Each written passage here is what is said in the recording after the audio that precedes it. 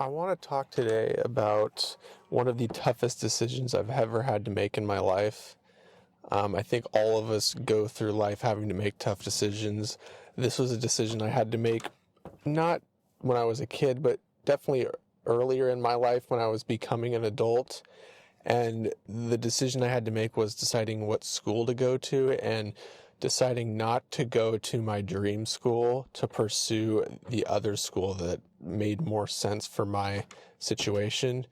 So ever since I was 11 years old, 12 years old, my legitimate dream in life, my short-term dream in life was to go to college, go to a university and study and get my degree.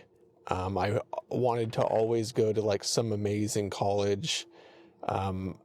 I had aspirations to go to like MIT, Harvard, Princeton, Caltech. Those were the schools that I was interested in going to.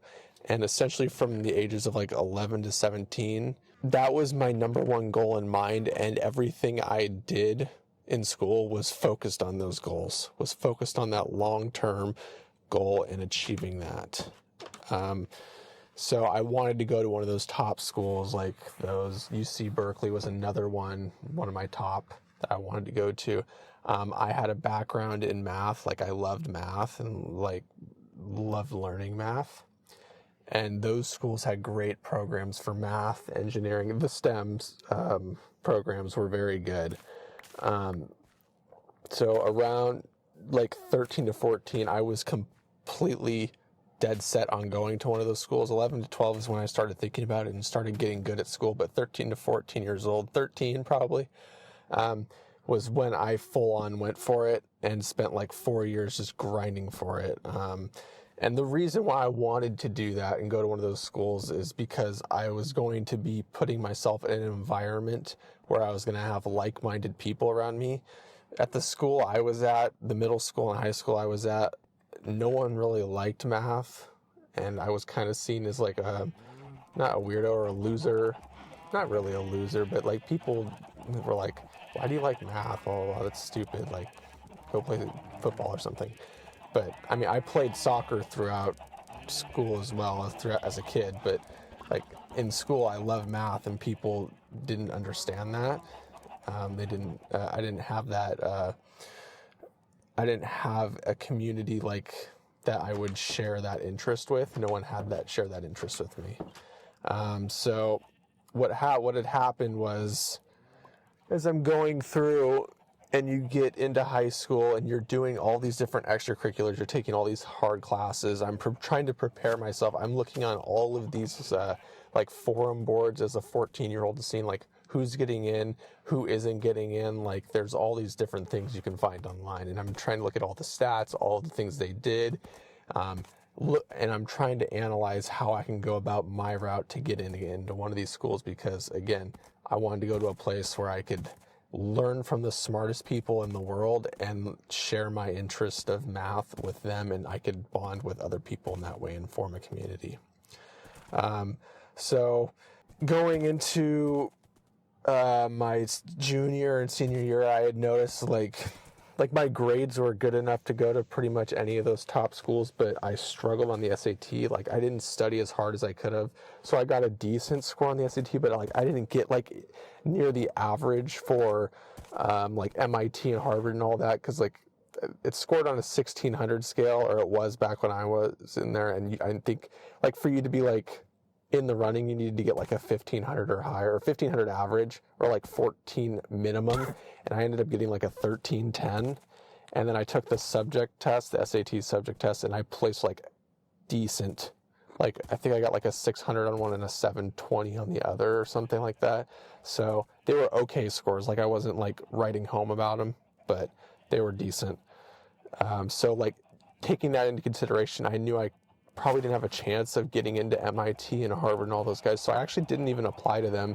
And I focused my efforts towards applying to only 3 schools: UC Berkeley, UCLA, and then University of Washington, UW. That was my safety school, which is, even though that's a great school, it's kind of weird. Back then I was saying that as my safety school. I'm from Washington, if you don't know.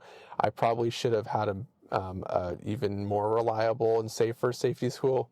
But I thought I for sure had a chance to get into UW. So as I'm applying to all these schools, I'm hoping I get into UCLA, hoping I get into UC Berkeley, and then whoever gave me more money, I could go to that school. So what ended up happening was I got rejected from UCLA, which I was really bummed about. I ended up getting into UW, which I had found out first, and I was like, oh yeah, great. And then I ended up actually getting into UC Berkeley, which was, I think the day I found out about that was maybe top 3, maybe even the happiest moment of my life so far, or at least my kid life, like from 0 to 18 years old, or 0 to 17 years old. That was probably the biggest moment of my entire life. I remember waking up and getting the email, and I was like, no way.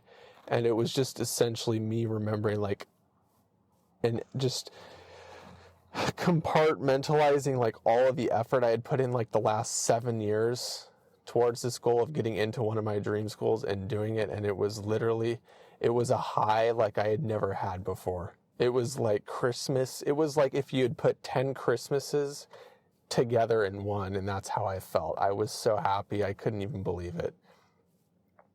But what I had not realized when I was applying to the UC schools, UCLA and UC Berkeley, was that there was a glitch in my financial aid, and my incorrect social security number was put in there. So it did not calculate my aid correctly, and it would said I would have had to have paid full tuition to go to the school. So I think the first year to go to UC Berkeley, I was an out-of-state student. That's California, and I'm in Washington. It would have been $64,000 for the first year, which is incredibly insane. And I also, as a side note, I got into UW as well. I don't know if I had said that earlier. I was basically deciding between University of Washington and UC Berkeley, and trying to weigh the pros and cons between going to both. So like the UC Berkeley pros and cons was like the pros. That was my dream school that I applied to and got into. That's where I knew I would find that community and those people and the people to learn from that I wanted to learn from. That was the big pro of it. Like also that it was just an amazing school. Yeah, but the cons were pretty big, like the amount of money it costed, the fact that it was out of state and away from my family. I guess those are the two main ones.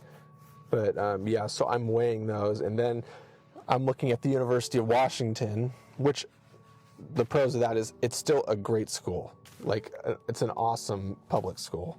It's still a great one, has great STEM programs. Like I was totally on board for it. I think in hindsight, I was just comparing it to UC Berkeley and thinking, oh, it's not a good school, but it still was a great school. So there's that. That's a pro. Another one is it's close to home.